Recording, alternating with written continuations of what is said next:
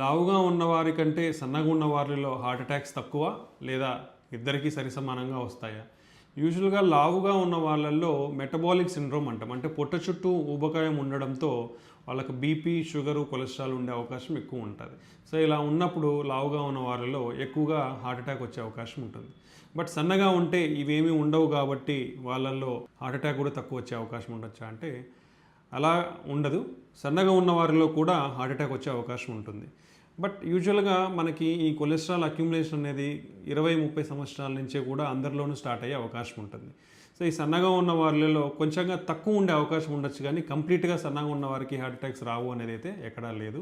ఎందుకంటే ఈ సన్నగా ఉన్న వాళ్ళు బీపీ, కొలెస్ట్రాల్, షుగరు వచ్చే అవకాశం కూడా ఉండొచ్చు.